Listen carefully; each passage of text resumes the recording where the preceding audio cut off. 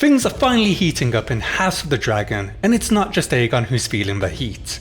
Why did Aemond decide to burn his older brother and king? The question you should ask is, why not? Aemond and Aegon's relationship in the books and the show are effectively two different things. In the novel, Fire and Blood, which the show is based on, there's not much animosity between the brothers, or rather it's not really hinted at due to the way the story is presented. Aegon loves both his brothers, Aemond and Daeron, so much that he commissions 2 statues for his brothers to be as tall as the Titan of Braavos and covered in gold leaf. Even at the Battle of Rook's Rest, Aegon's burning isn't described as a betrayal from Aemond, more of a result that these things will happen when Titans of War clash. The battle is described as Rhaenys potentially having a chance if it was Vhagar alone, but against both Sunfire and Vhagar, she stood no chance, so it sounds as if the Greens had planned and executed a trap. Now, the show being an adaptation and not a page-for-page retelling is going to have to portray things differently. Considering half of Season 1 didn't even exist in the books, and that season effectively only utilised 100 pages, a lot of fleshing out of characters was done, especially for Viserys, who is almost unrecognisable from his book counterpart, and I would say surpasses it. Looking at the show version of Aegon and Aemond, they have a rather twisted relationship, with Aegon bullying his younger brother with his cousins Jace and Luke.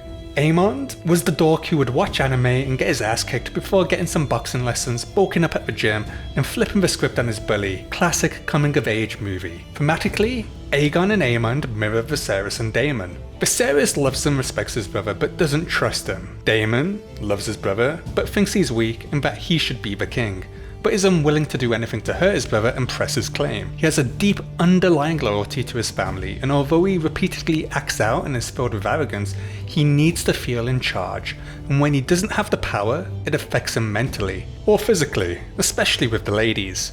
I knew you couldn't finish. Aegon, on the other hand, does not respect Aemond or see him as an equal. He's referred to Aemond as a hound on multiple occasions, thinking Aemond is loyal. But if you kick a dog enough, don't be surprised when it bites back. Aemond has been kicked one too many times and has been waiting for an occasion to bite back. There's also the case of succession. In the show, they've given Aegon 2 children, Jaehaerys and Jaehaera. In the books, he had 3, but the idea the show is focusing on is the line of succession, man vs woman, aka cognatic primogeniture. Yes ladies, I CK3. Because Aegon and his supporters believe a man comes before a woman in the line of succession, no matter who was born first, that's the hill they have to die on. Jaehaerys' untimely death now places Aemond as Aegon's successor. Just like Daemon was initially ahead of Rhaenyra before Viserys actively disinherited the rogue prince and raised his daughter to status as heir, to put this into perspective, this was the first time in Westeros history that a daughter was raised above a male relative, but it did not set a precedent for other realms, with sons still coming before daughters. Aemond has always craved the throne and its powers. He's dedicated himself to the history of his lineage, able to speak High Valyrian fluently, unlike Aegon, willing to do his duty even if that means marrying his sister, whilst Aegon constantly bristles at the thought. Aegon never believed he would be king. He never applied himself. He's not a great warrior, he's not well read, and frankly, he wasn't groomed to be king. Unlike Rhaenyra, who was the cupbearer at the small council where she learned to listen to the other lords and understand situations, Aegon was not given that experience and thus, when thrust into power, is actively seeking approval but is constantly admonished. Aegon needs to be a figurehead and not a ruler.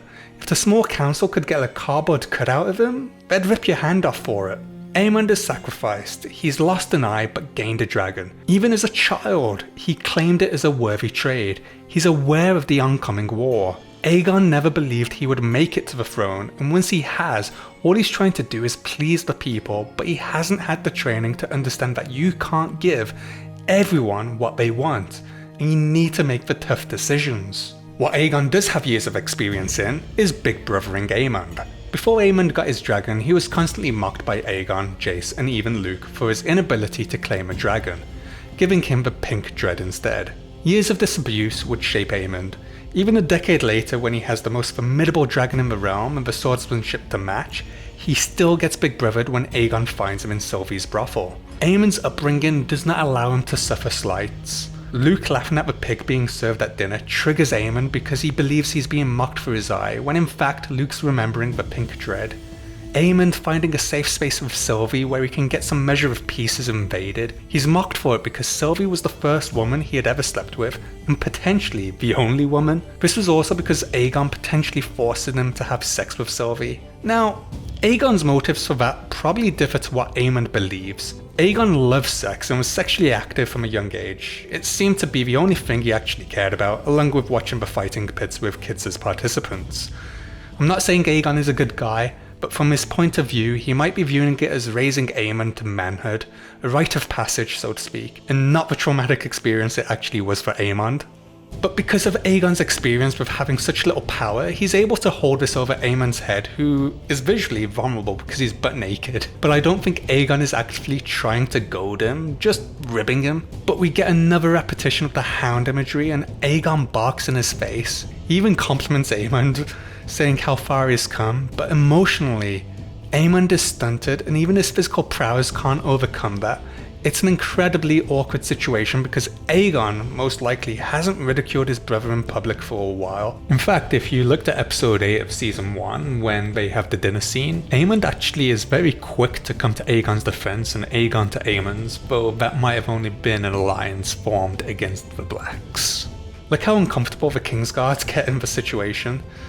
They know Aemond could wreck their ship. Aemond recaptures his composure and walks away, but sets the table for what's to come, as it finally culminates in the council meeting in episode 4. Look at the placement of characters.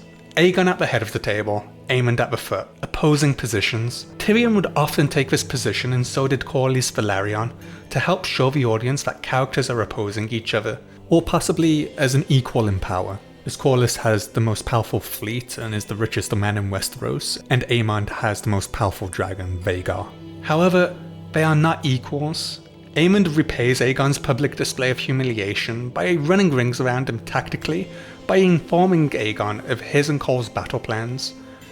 Aemond isn't asking for permission to enforce the plan, he's telling him it's happening. Aemond isn't stupid though, and decides to communicate to Aegon in High Valyrian as to not totally embarrass his brother, but even then, Aegon struggles with it.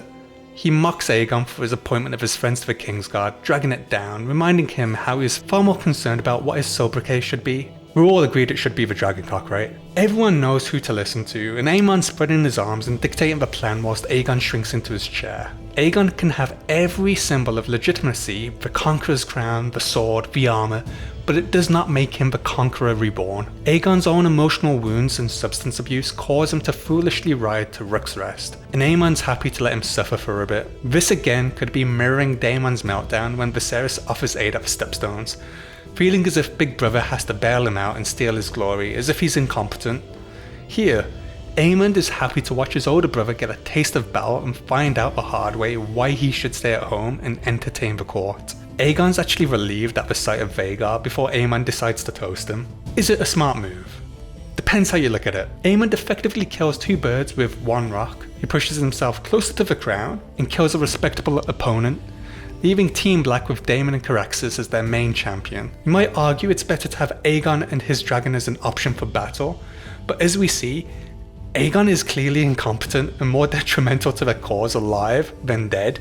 Aegon claiming the Valyrian dagger is him effectively claiming the throne. Aemond will have assumed its importance because Viserys would carry it even when physically crippled. Because Aemond's well read, he might even figure out some of its secrets.